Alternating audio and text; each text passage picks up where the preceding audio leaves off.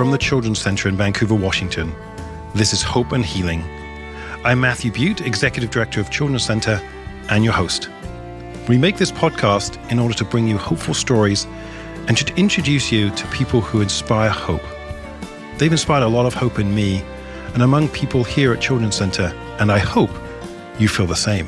Dr. Al Vecchione is the founder and clinical director of the Francis Foundation, a private nonprofit that serves people with extremely challenging behavior. He is also the co-founder of the Vermont Crisis Intervention Network, the only statewide crisis service for people with developmental disabilities in the country, as well as the founder of the Francis Foundation Learning Center, a school that served children and adolescents with traumatic histories and unmanageable behavior. At the Children's Center, we have been fortunate to welcome Al as a trainer, and we have learned so much from him. When it comes to trauma, mental health, and developmental disabilities, he's taught us that the body is the battleground in which this struggle is played out. He's taught us practical body-based techniques that either calm or activate us, depending on what we need. Techniques we share with our clients, and techniques you can learn too. And in the midst of these challenging times, with his stories of healing, his warmth and humor inspires hope in all of us. I spoke with Al Vecchione over Zoom from his home in Vermont. As we start the interview, Al, just so you know, I'm here with my standard British cup of tea, as you would expect. How about you? Do you have a beverage with you that you like? My standard Polar Salsa. I don't have my Italian seltzer today, but Polar is my backup. So then that means we're both ready to go. You've been doing this work for a very long time, and we're going to talk about the work that you do. But before we do, can you tell us how you got started? I graduated from the University of Illinois with a degree in biology, which made me uniquely qualified to pour concrete, which I did for a while. And then it got too cold to pour concrete. And so I came home and I said to my wife, well, we're going to have to find something else to do because, I'm getting laid off in a week. And she said, well, let me look in the paper. And she did. And she said, I found a job in a children's home. And she said, at the time I was volunteering at the boys club and, I like kids. And anyway, so did she. And so I said, well, I'd be happy to apply, but they'll never hire us because we don't have any experience. And we're not a whole lot older than the kids they're asking us to look after. And so we went into the job interview, and of course we were hired immediately, not because it was a great interview, but because we're the only people who applied. And so they said it was a Friday, can you start Monday? And sure enough, we did. And, I learned in those early years all of the things not to do. And so, when we get started, they said, we have an incentive program for the kids. And by the way, it was me and my wife. We had a fellow who helped out once in a while. And we had 12 adjudicated delinquents, all boys, all teenagers, in the same house, which clearly was not a good idea. But anyway, they told us about this incentive program. We said, wow, incentive program, that seems like a good thing to do, give people stuff. I didn't even know what it meant, really, but it sounded good, And so what it was that the kids were each on a level. And each week they got graded on their behavior basically from the week before. And that level that they got set all of their privileges, their allowance, bedtime, off-campus time, all of these things. Many of them didn't really seem like privileges to me. They seemed like rights. But anyway, I didn't know. And so we'd have a weekly meeting, and you assume in an incentive program, everybody would be incentivized and happy and excited. And every week, a couple of kids blew out of the meeting, cursing, didn't like their level. And by the way, so the levels were 1 to 5, and 5 was the highest. If you were at a 5, but you did something over the course of the week that most teenagers would do, like stay out late or, I don't know, whatever else, they bust you down to a 1. So you go from having all these privileges to having to be in your bedroom by 6 o'clock and not having an allowance and all these crazy things. So after a couple of these meetings, the psychiatrist was sitting next to me, and I leaned over to him and I said, after 2 kids blew out of the meeting, and when I mean blew out, they didn't just say, excuse me, I'll be back in a few minutes. I mean, they got up, they swore at the people, and they ran out of the room. which was better than hitting somebody, but still it was, not great. And I said to the psychiatrist, I don't think this is working. And he said, yeah, this doesn't work at all. And that was it. So anyway, we did a few things at the house and changed things around because, but first of all, there was a lot of violence. And, nobody feels safe if there's violence in your home. And I was young, but I was, fairly big and strong. And these guys were younger than me. And anyway, I said, boys, there's no violence in the house. And that's it, And if there is violence, I'm going to put you out. And the deal is you got to walk around the house to the front door, knock on my door, come in and talk to me about it, and then it's over. And, the first weekend, I think I threw kids out of the house over 100 times, But by the third or fourth day, we never had very little violence after that. And they didn't get in trouble. I didn't bust them down or do anything to them. I just talked to them and said, look, fellas, we live together and, blah, blah, blah, blah. And it went great. And we had a couple of days of the week that were pretty tough for the kids and pretty tough for all of us. And that was Friday night, Sunday night. And Friday night, I think, like most of us, we were off, we're done with the week of school or the week of work, and we come home and we want to relax and kick back and enjoy our weekend. Except if you're on a level 1, you're supposed to be in your bedroom at 6:00, right? And so that really didn't work. So I said, okay, boys, this is what we're going to do. No levels on Friday night. We're going to get pizzas, we're going to play pool, we're going to watch movies, and we're going to hang out together in peace. And everybody went, okay. And so Friday night went from being one of the worst nights of the week to one of the best nights of the week. So Sunday was still an issue, and I think, again, it was a transition back, weekend relaxation, back to school on Monday. And all of these kids went to an on-ground school, which at the time I really couldn't appreciate just how traumatic it would be to go to a school where if you talked back or if you walked away, people would muckle onto you and restrain you and time you out and do all kinds of miserable things to you. Anyway, Sunday night was a tough night. So we did the same thing. We said Sunday they had a gym and, facility. And I said, we're going to go to the gym. They had a pool, indoor pool. We're going to have contests. We're going to win prizes. We're going to barbecue. We're going to hang out and have a good time. And Sunday became the first or second best night of the week. So all of the things that we were taught to do that we thought was treatment made things worse. And just a little human kindness and consideration made things better. And so, I guess the lesson I learned, and I was only 22 when we left there, and my son was a newborn.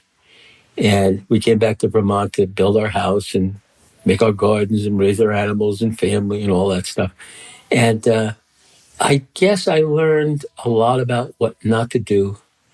And one of the things I probably didn't think about it this way then, it's the simple things that are the most profound.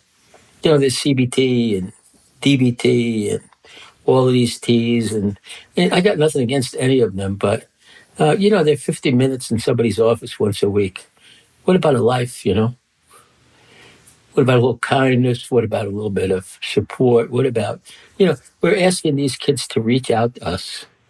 And that's the solution to their behavior problems. Reach out, don't act out, don't check out, don't run away, don't fight over it, don't shut down, become avoidant, dissociate. Just come over and say, look, I'm having a hard time with this.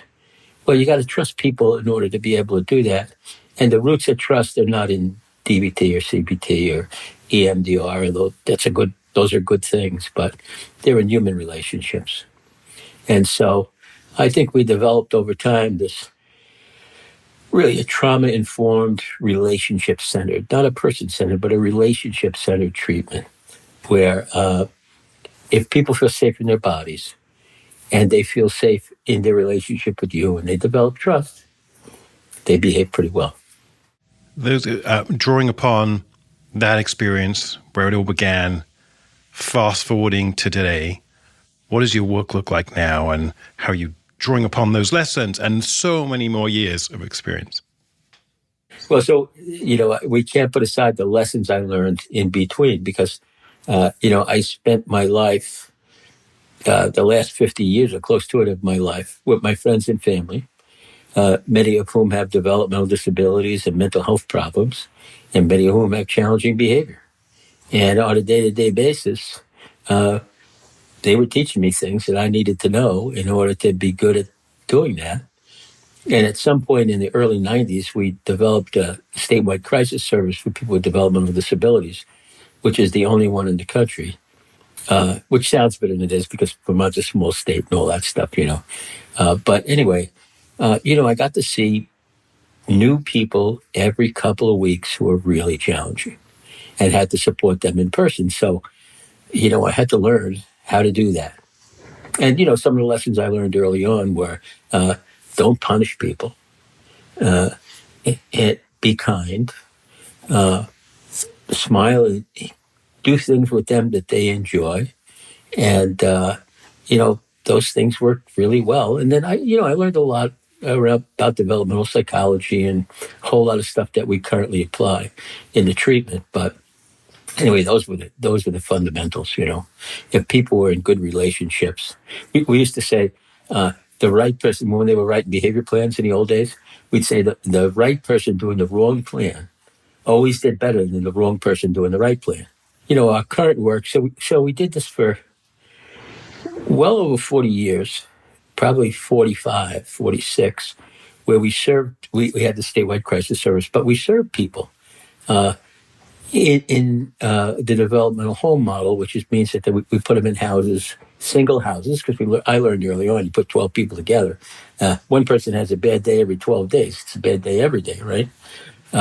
So we didn't do that. And we put people in individual homes. And they're not foster homes, but they're sort of like foster homes. So you could be with a wife and a husband and a couple of kids, but two guys. Or you could be with one guy or one gal or two gals or, whatever really worked for the person. And then we really put our time into fostering good relationships. So what the model that they were using then and is still used widely, it's the most widely used model. And the worst thing you could do, particularly to a traumatized person, is the direct threat and punish model, right? Cut it out. Don't do that anymore. If you don't stop doing that, I'm going to do this. And then you do this. I just had a meeting with a kid the other day, and he has problems at school and lots of violence. But he never has violence with this one teacher. And I said, do you really like her class? He said, no. I said, well, how come no violence with Mrs. whatever her name is? He said, well, one day I was having a hard time in her class, and some of the kids said, kick him out, get him out of here. And she stood up for me. And she said, if you guys don't like it, you leave. He's staying. And, there's your trust, right? One event, and you build trust with people, not in the good times. The good times you have fun, and that's all great. It lays the foundation, but it's what you do in the bad times that tells people who you really are. So, my son Leo says the key to our business is being kind to people all the time. And when they're having a really difficult time, be even kinder. And that seems like a pretty darn easy to follow rule, pretty simple, but pretty profound. There was something that you said, well, you've said a lot of great things, Al. There was something I want to go back just a little bit. You mentioned about people feeling safe in their body, and you've done a lot of training for our staff here at Children's Center that we're so grateful for around body-based techniques to help change behavior, its impact on mental well-being. But someone might ask, what's the body got to do with all this? Can you tell us more about that? The body is the repository of all experience and the springboard of all behavior, right? Everything that ever happens to you gets stored in your body. And when I say your body, I mean your body, your brain, your central nervous system, your autonomic nervous system, all of you. It's all in here, right? It's in procedural memory. It's how to respond to things, right? And so the body is then the springboard based on your experiences, springboard for how you think you should behave. And think you should behave is a bad way to say it. How you unconsciously have learned to behave in certain situations. So for example, I would say the key driver of the behavior we'd love to change in people is fear, right? People feel in danger and under threat most of the time, especially if you've been traumatized, right? We know that it changes the whole way your body and brain function. And that, in fact, is the definition of PTSD, is long-term changes in the way you think, the way you feel, in these intrusive things that keep coming back to you. But the most significant pieces are explosive and avoidant behavior, right? So trauma is defined by explosive and avoidant behavior. What are the behaviors we're trying to change in all these kids and people? Explosive and avoidant behavior, right? So they're afraid because they learned to be afraid. Your autonomic nervous system has got to be fast on its feet. In other words, if it's going to save you, it better do it quick because there's no second chances. So, when you think about how a person responds to threat, the first thing it does is shut off the thinking part of your brain, which includes your memory, your short-term memory, and it shuts off your language center, right? So when people are really struggling, we're so verbal as a society. What do? We go in and talk to them. We start telling them things. If you do that, this is going to happen. Well, here's the consequence. And, people should be able to say, by the way, my language center's not on. And also my memory center's not on. So I don't know what you're talking about. Instead, they get even more irritable and attack you, right? So I think it's widely accepted, that the core of behavior problems is dysregulation. If we believe that, then what is the solution? Regulation, maybe, right? And so, I think people get this some part of the time, but they regulate by telling people to go take a walk, go take a deep breath, and and they also tell them to stop because no language center, that doesn't work. And when you tell people to take a deep breath, guess what happens? Your heart rate speeds up. So that's no good. And take a walk. Have you ever taken a walk when you're upset? It takes, for me, a solid, if I go for a walk in the woods when I'm upset, it takes a solid 20 minutes or a half hour before I stop just repeating in my mind how bad the other person is and what he should have done that and how I was mistreated. It doesn't help. Right. Maybe at the end of the hour, after I've been out in the woods for a while, then I'm okay when I come back. We need regulation activities that go to the core of the brainstem, right? Which regulates all your arousal and all the activities and heart rate and blood pressure. We need things that settle the dysregulated body down quickly, right? And so take a walk, don't do it, take a deep breath, or go color, or why don't you listen to music? These are all good things, but these are not going to the core of the brainstem and stopping things in their tracks, like some of the techniques we talk about. So, breathing, for example, as everybody knows, terrific practice, increases your heart rate variability, which means that it turns on your parasympathetic rest and digest system, right? It lowers your heart rate, it lowers your blood pressure, it changes the hormones, it changes your brain function, it shuts off your amygdala, which is the alarm system of your brain. It stops the drive to put blood in your large muscles, right? Because if you're going to hit somebody or run away, your blood's all out there. And so things like swimming, we do some technique where we just put our face in water, or you put a wet rag on somebody's face. Well, what happens is it triggers the mammalian diving reflex right to the brainstem, and it lowers your heart rate, lowers your blood pressure, lowers your cortisol, which is your stress hormone, and even changes your oxytocin and vasopressin levels. Be nice, take a walk, that's fine, all right? But it is going to help somebody who's dysregulated. And those practices that we do with people, we have to institutionalize, right? Mm-hmm. So, I know I've told you the story about tapping in Rwanda. So these people, tapping researchers go into Rwanda, and they're supposed to do some tapping, and they go to a school with traumatized kids. 100% of the kids have PTSD. And they do a couple rounds of tapping and whatever they're doing. And at the end of the time, you go from 100% with PTSD to 6 or 8% with PTSD. Now, how does that happen in 2 weeks? This is one of the worst things that can happen to a person is they get this escalated nervous system that goes on and on and on, right? Well, something happened at the school, and I think these kids were treated savagely and saw horrific things. The researchers had to leave, but part of the design of the study was to come back in a year and see what results held, right?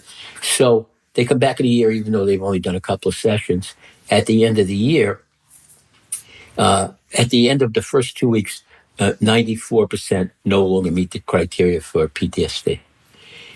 They come back in a year, and 92% don't meet the criteria.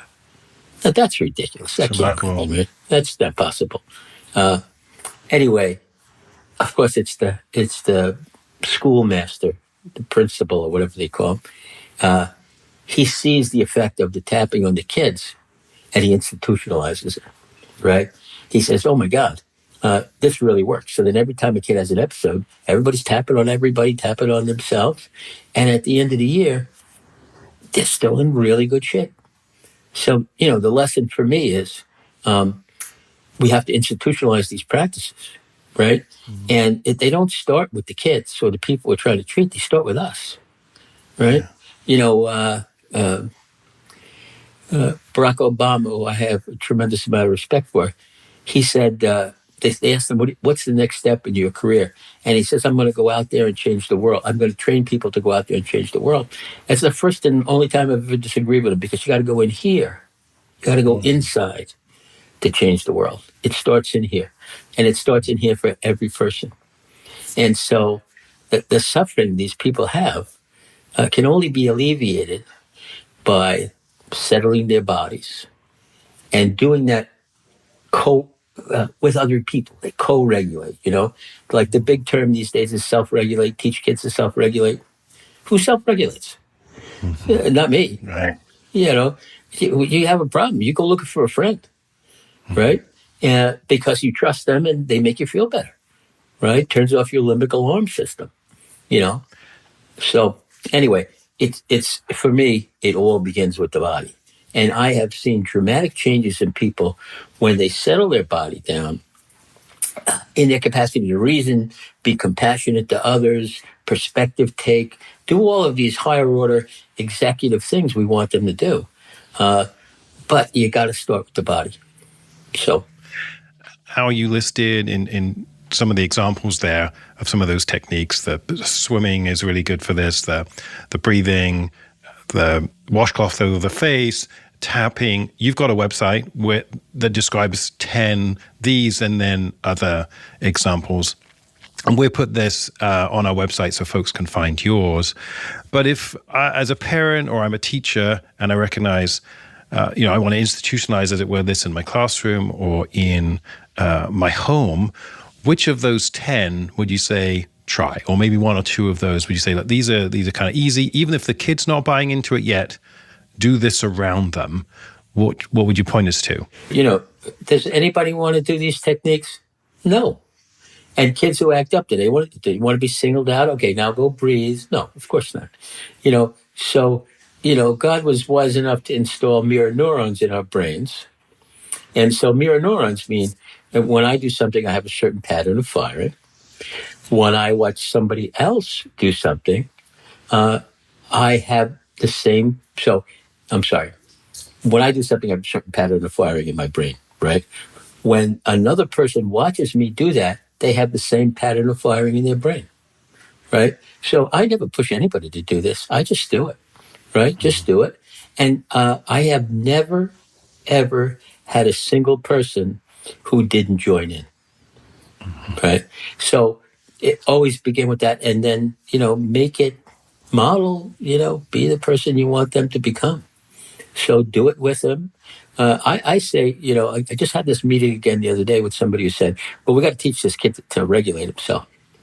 No, you have to regulate with him. Why would you ever miss the opportunity to build trust between you and him by doing it together, right? Regulate together always. And, some people will learn how to do that on their own, which is fine. But the power is in people, right? The power is in relationships. So, and, we really don't have a relationship-based treatment model. We're still muckling on to kids, right? And old people. If I say people have been restrained in our country, in this country, the United States, in every town and city, in every state, and probably every day, right? What's the rationale behind that? If my wife didn't do something I didn't like her to do, or talk back to me, or told me whatever, if I restrained her for doing that, I'd be in jail. So where's the rationale that we can do this to children? Right? And, the other part of the problem is I often see kids around the age of 15 who have developmental disabilities or autism who are kicking ass. Mm-hmm. Well, when you ask them, anybody ever knock you on the ground, drag you down the hall, stuff you in a room? Of course. Look at their records. So what is the message? The message we're teaching these kids is the biggest person wins. And so when they become the biggest person, they're just doing what we taught them to do. And so, those things are just increase people's suffering and make life worse for everybody, because nobody enjoys doing it. But it's just that people convince you that this is the way to help people. But it's so crazy. Now I'm thinking, and you may, I think, have answered this question in some ways. On your website, you've got some great quotes, one of which is from Emily Dickinson's poem, "Hope is the thing with feathers." And I'm curious, in the midst of the suffering that we see, particularly right now with an epidemic, a mental health crisis, increase in suicide, so many things we're all concerned about, where is it, or rather, what gives you hope in the midst of all this? What gives me hope, Matthew, is that you can reduce people's suffering, and you can reduce children's suffering, and you can do it pretty quickly if you know what you're doing, and you can do the opposite if you don't know what you're doing, So some really basic stuff just drives me. I meet a new kid who's suffering, and I think, I start from the point where I understand it's suffering. I don't think it's bad behavior. I just saw this little guy with autism, and he's clearly overwhelmed with the situation. And he sort of runs down the middle of this trailer and turns around and runs away from his mother, and then turns around and runs back and bites her. So what did I just see? I saw an attempted escape, attempted manage his arousal, not to be so high, couldn't get away because there was no place to go. And then, it's freeze, flight, fight. Flight didn't work. He turned to fight and bit his mother, right? I ended up doing a bunch of different things with him. But anyway, by the end of the evening, he was sitting calmly. And, the mother, so we said, well, what are the things that makes the kid feel calm? And she said, well, one of the things that makes him feel calm is getting in the bath. She said, but I was told, and the kid's 7, he's nonverbal, he says a few words, but not much, and the autism specialist, I think watch out for people with the specialist after their name. They told her that she shouldn't give him a bath because he likes it. And this is all attention-seeking behavior. You can't know anything about child development and think any of that is true. And if you look at this little guy, he's sweet as can be, And I've done a number of times I've been over the place and helped out with him a little bit. And the last time I was there, we put on some low-frequency sounds in the background. Audio-visual entrainment is what it's called. But your brain entrains to the sounds it hears, and pretty quickly, within a couple of minutes. So we put some low alpha, high theta. So it's delta is the lowest frequency, then theta. Delta is sleep. Theta is kind of like, between half asleep and half awake when you're just waking up in the morning. Incredibly creative point. alpha is calm, and low beta is thinking and processing and all of that. High beta is anxiety, and then gamma's on the top there and does a whole bunch of stuff as well. But we put on high theta, low alpha tunes, and oh my gosh, the whole trailer settled down in just a couple of minutes. His language improved, and he doesn't like to be touched really. Some of the techniques require touching. While he was sitting, and he sat for 45 minutes, I used some acupressure points on his neck and rubbed his head, and he tolerated that for 45 minutes. And he held my hand. He's regulated. In the authentic self that we find in every person is this person who needs to be in relationship with others. And when they get dysregulated, they don't trust, they're in fear, they can't engage, So we got to get those bodies settled down, the brains settled down. And, I also tried to do, this was sort of fun, I brought a bunch of cups over. Now, did you ever meet a kid who don't like to blow bubbles? Okay. No. Put chocolate milk in there, put a straw in, put a cap on it so it doesn't get everywhere. And before they're drinking, they're blowing bubbles, right?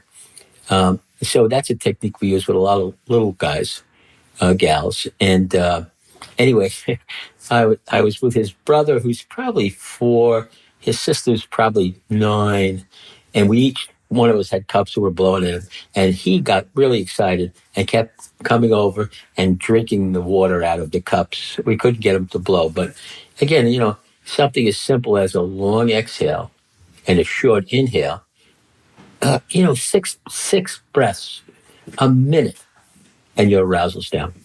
Your heart rate is down, your blood pressure's down, your heart rate variability is up. So all those markers work really well. And so you just got to figure out whether it's pinwheels or sometimes we blow on soup or, do things like that the kid already has in their procedural memory. They know how to do. So, Al, you have all these almost 50 years of expertise working with a whole range of little kids to adults, the whole range, and making such an impact on them. What about the rest of us, those listening to this podcast, who want to make a difference, who want to give some hope in the midst of this really challenging time? What recommendation would you give to them? How can they be a source of hope? How can we, I should say, be a source of hope? Well, we've talked about compassion fatigue already, which is really empathy fatigue, right? Compassion is about feeling for somebody, but being able to help them, right? And compassion feels really good. Empathy fatigue is, I feel bad for you, but I can't help you. You can help everybody. Everybody can be helped if we do it the right way. And this is not rocket science. This is simple. Let's start with the body, lower their arousal, do it with them, and do the simple but profound things like smile, right? What did Mother Teresa say? Smiling is the first step toward peace. She also said we'll never understand how a simple smile is so effective. And the fact is, we actually do know that already, right? So we know that when people smile at you, it turns on your left brain approach system and positive thoughts and positive feelings. It also shuts off your right brain, shuts down your negative thoughts, negative feelings, and desire to withdraw. So, when we start seeing kids, they're real good people. They know, they don't know the science maybe, but they know, engage with somebody, smile, laugh, play, right? Mm-hmm. Play turns off your defensive systems. Caretaking turns off your defensive systems. You want to turn somebody around real quick? Ask them for help, right? Just say, hey, like when we do our sessions in the Mindful Support Group, not only are the people in charge of the group, so that does a whole bunch of stuff in terms of learned helplessness and control and agency and all of that, but we also put them in a leadership role out of the group. Right? So we have a kid we're working with the first day we breathed with him, and he's a real tough kid. The first day we breathed with him, he decided to go back and teach his teachers at school. And so now we're going to do this 10-minute challenge with him, where we're going to breathe for this specific kind of bumblebee breathing for about a minute every hour during school. And we're calling it the 10-minute challenge, right? Can you change your behavior in 10 minutes a day? And the answer is yes.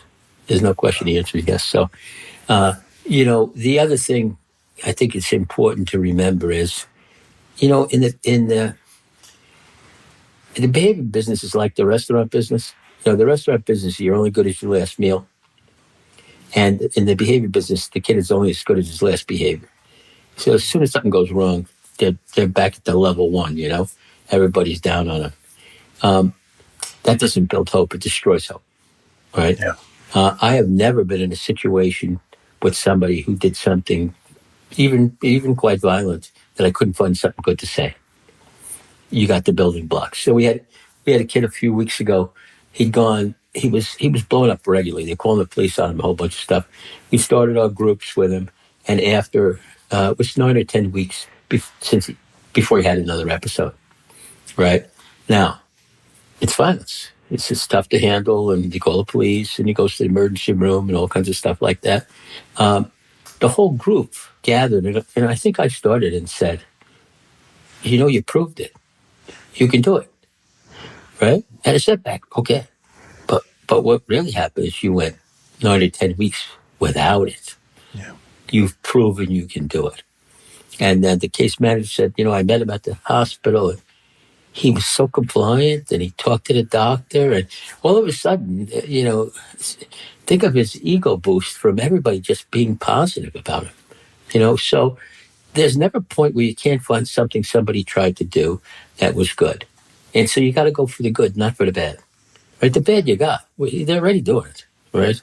Let's see if we can find something. And, our mindful support group, that's part of the process, is we say, what are the good things you did this week? What can we celebrate? What can we compliment you on? What can we show gratitude for that you've done this week? And so I had a kid, a person recently, who the team said, well, he does great in these groups, but he doesn't do good in school. And, what does that mean? I said, well, that means he doesn't feel safe in school, and he feels accepted and safe in the group. So don't criticize the group. Well,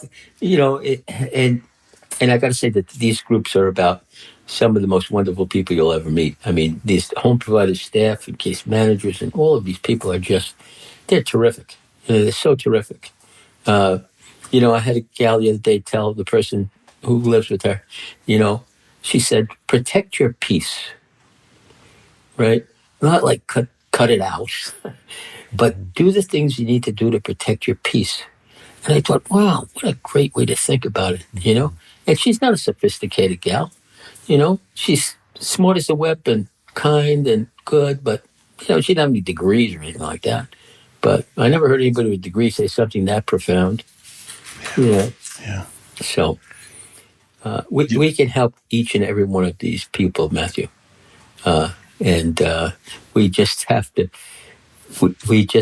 figure out the ways to do that, and celebrate every step in their success. From today's interview, what would you like folks to write down to remember if they were to put that on a note card? I guess it's really back to regulate, relate, reason, and realize that there are different strategies for each one of those things. If you ever want to get to reason, learning, etc., you got to do the first two. The first one is body-based. You want to go to the brainstem. You got to do heavy-duty regulation activities together. And so not go take a walk and those other things. The next is, if you want people to feel safe with you, first of all, regulating together is one of the best ways. Then bombard them with signals of safety, right? Help them feel safe. Share positive affects. Caretake them. Woman, Beverly James, she said that that if you ever want to get to counseling people, you first have to take care of them, right? You want people to listen to you, take care of them. That's the prerequisite, right? So think about your relationship, and then you can help people think about things. My work has been mostly in developmental disabilities, although lots of other kinds of people, lots of mental health stuff. But, we're inclined to put labels on people, say you're depressed, you're anxious. I'm okay with that, I guess. But I think a lot of this comes from experience, right? And you call it traumatic experience, probably a lot of it is, but it's experience. It's what you learn and what your body learns to do in these situations. If you want people to feel safe with you, you have to do the things that make them feel safe, right? You can't say, well, so you did that. Why did you do it? What happened right before? What happened right after? That doesn't make people feel safe. Right? I mean, I don't know I know you get a salary, Matthew. Who cares what it is? But if I was your boss and I said, Matthew, I think you're a little bit late on Wednesday, and I'm going to have to dock your paycheck this week. That's not going to help, is it? No. If I say, Matthew, I saw you were late. I saw the look on your face. I'm worried about you. What can I do for you? You're going to be, it's going to be real positive, right? And then, at some point I can say, Matthew, if you're late all the time, because we're regulated together, and we relate, well, hey, what are we going to do about your time? About coming in late? And you won't overreact. You'll say, you're right, we're going to talk about it, and it's okay. But not till you do the first two. Yeah.